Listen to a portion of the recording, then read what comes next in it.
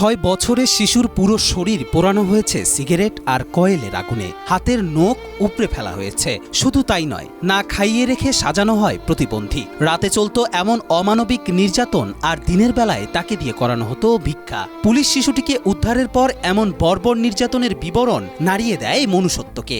কলম দিয়ে পোড়াইতে, সিগারেট দিয়ে পোড়াইতে, সামনে আর পিছনে কামড় মারেছে, আমাকে বিক্রি করেছে।